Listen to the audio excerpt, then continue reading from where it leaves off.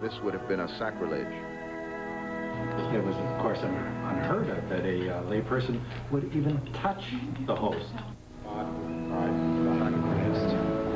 And even now, Paul occasionally will see an older person step out of the line, unwilling to accept communion from a layman.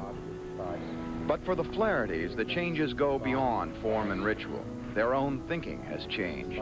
Anne Flaherty is the mother of 8, and she loves each of them. But if she were a bride now, she would limit the size of her family. I've changed. You know, the church is still sane, but it's wrong. What I'm doing now is I'm not going to the priest and asking him in every little instance what I should do. I have assumed that responsibility myself. The Flaherty son, Paul, 26, the oldest, will become a priest next May. He will be in the first class to be ordained by the new archbishop. This 4th generation embodies the full scope of change.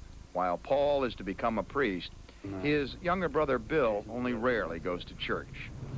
How do you feel about your brother becoming a priest? I think that's great.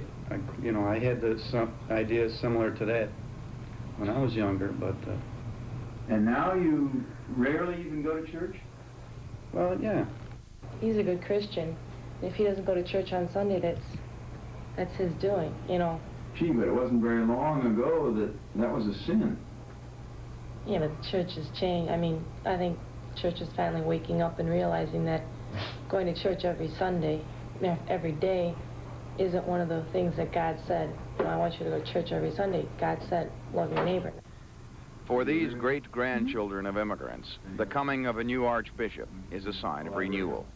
Christ didn't hand around a list of rules and regulations to follow. He inspired people.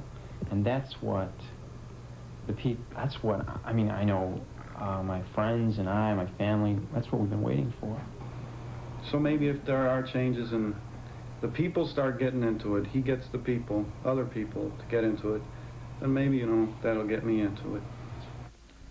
When their great-grandparents came to America, 3/4 of all Chicagoans were foreign-born or the children of foreign-born parents.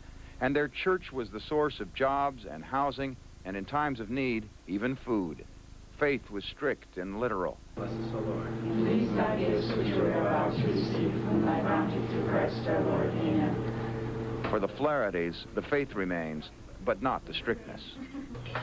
What, you find yourselves in debates about either the sermon or the scripture that was chosen?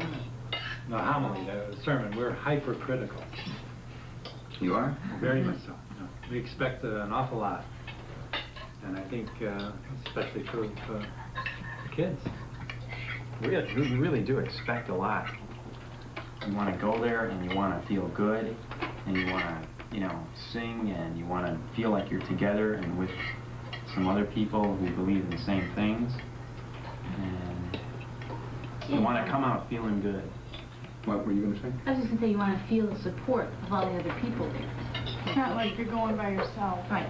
And you're just reciting everything. So there's a real sense of community about it all. Yeah. The Lord has set you firm within his church, which he built upon Peter's faith. A sense of community. That is what their great-grandparents found in the church. And that is what they hope the new archbishop will foster now. So the Flahertys believe that despite changing attitudes over generations, they are, after all, traditional Catholics. Let us go now in peace. Phil Walters, Channel 2 News.